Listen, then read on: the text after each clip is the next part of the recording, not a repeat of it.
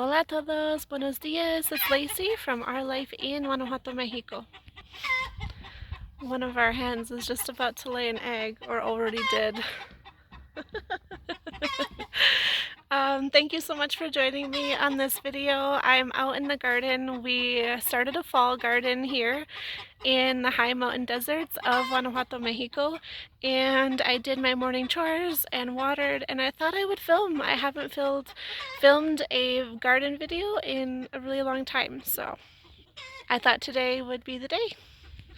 It's been really interesting gardening out here in the high desert, definitely different than what I'm used to in Minnesota. In Minnesota, the dirt is very fertile. You can literally throw seeds in anywhere and water it a little bit and anything will grow. Out here, it is so much different. And the challenges that I'm facing right now are a really dry spell, which is typical for this time of year. We don't get a lot of precipitation right now, usually none. Also, we just ended our plagues of grasshoppers that come and kind of just swoop down the mountain and cross the fields and literally eat anything that they can after our wet season. Of course, after we get all of our rain for the rain season, everything is green and luscious and beautiful. And so I think the grasshoppers just take advantage of the situation and come and enjoy. So unfortunately, they've also been enjoying my garden. So I'll show you what we have going so far in the fall garden. Well, actually, I think this is going to be all that I'm going to plant. Some of the seeds really got messed up. We got dumped on with a ton of rain from Hurricane Otis. We actually had the tropical storm come into our area, so we did get a lot of rain, which moved a lot of our new seeds that we had just planted. But I'll show you what we have.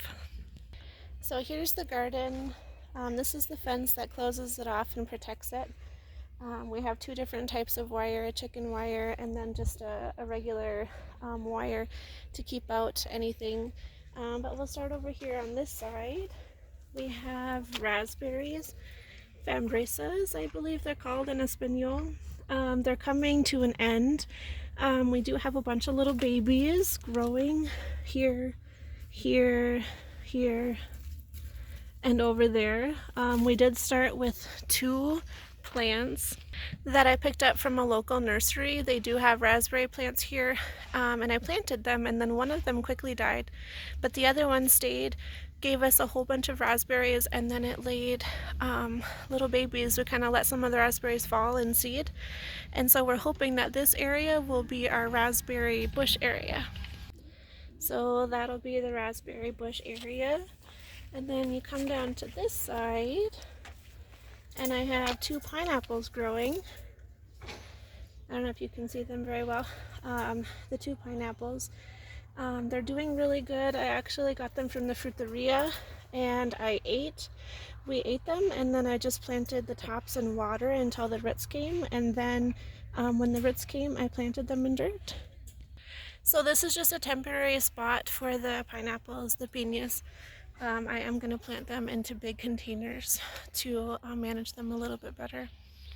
Before the piñas got here, I actually tried planting rhubarb seeds 2 different times in this bed, and I just couldn't get any rhubarb to sprout out.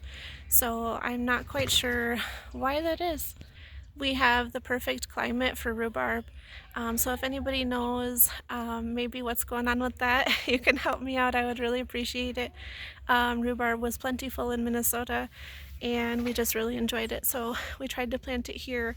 I think we planted 8 seeds and then another round of 8 seeds, and none of them have come up, so we'll see. I actually received those seeds from a really good friend of mine, Amy, at Angelito Sanctuario, and I believe that's how you say it, Sanctuario. It's in Espanol, so it's a little bit difficult for me. But she has an animal sanctuary over in San Miguel, and she was so kind to bless us with a whole bunch of seeds, so we're really grateful for that. That's where the rhubarb seeds came from. So thank you so much, Amy, if you're watching this. And if anybody's interested in checking out. She does have a Facebook page, and she gives a lot of detail and writes just beautiful blog about her experience running an animal sanctuary here in Guanajuato. But here is the herb garden. The herb garden is going really well. This is all celery. And then the sage got really eaten up with the grasshoppers, but it's making a comeback. All of the oregano is doing really well. The grasshoppers really didn't like that. So that is okay. I also have some chives that are still coming in over there. Some mint. And then we have some thyme that's not very happy right now. And some rosemary. So the herb garden, I think it'll just be here all year round. I'm not used to that, so that'll be really nice. In Minnesota, obviously, the herbs either need to go in the house or the herb garden closes up for the winter. So that's really nice. All right, the next spot of the garden is our potatoes, papas. Oh, Mia, Mia, Mia. This is Mia. She came from Minnesota all the way down to live with us here in Guanajuato. Mia. Say hola. So for potatoes this round, this is our potato bed. We tried growing potatoes, but I overwatered and drowned everything and kind of killed it because I planted them during our hot season and it got really, really hot, and so I was worried about them, so I kept watering them and then I ended up killing them. But they actually grew to be about this tall, and then I kept watering them and I killed them all. So this time around I learned a lot and I'm not going to kill them, I don't think. They are the little red potato. Amy also suggested that I stick to that. Last time I tried to plant the big Idaho potatoes, and she said it just wasn't really realistic to do that here in Guanajuato in the high desert. So we decided on the little red potatoes. They actually already flowered, and there's an old wives' tale of you get flowers, then you get potatoes. So I'm really excited. Just kind of waiting for those to start dying so that we can harvest.